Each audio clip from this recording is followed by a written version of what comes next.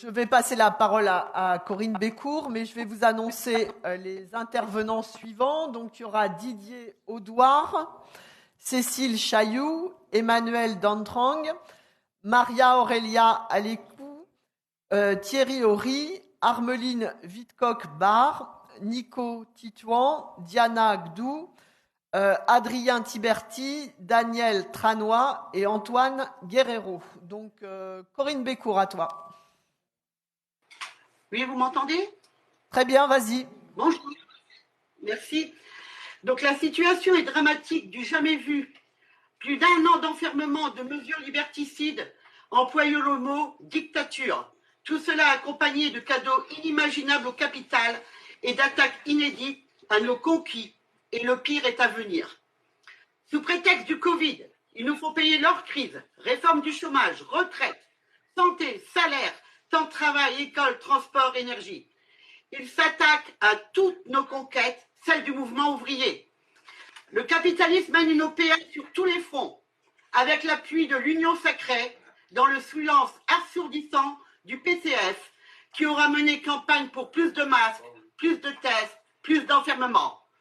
L'État tue dans les hôpitaux et les EHPAD. J'ai toujours appris au parti qu'il y avait deux classes, les exploiteurs et les exploités. La direction du parti a oublié dans quel camp elle se situe. Macron a dit « on est en guerre ». Oui, il mène une guerre, la guerre des classes, et rien devant lui, aucun barrage sérieux. Et nous sommes là aujourd'hui, non pas pour lui déclarer la guerre, pour déclarer la guerre au capitalisme, mais dans une situation grave et inédite, pour décider en visio d'une candidature à une élection bourgeoise qu'est la présidentielle et que notre parti a toujours condamnée. Vous parlez d'une candidature communiste, alors que nous n'avons même pas un programme communiste.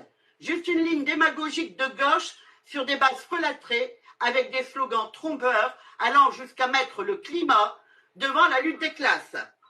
Dans les régions, les départements et circonscriptions, on nous demande de nous rallier à une soi-disant gauche avec des droitiers, les pro-européens de ELV, en passant par le PS, et où Mélenchon, celui qui aura servi la case du parti, fidèle à Mitterrand, sera de la partie.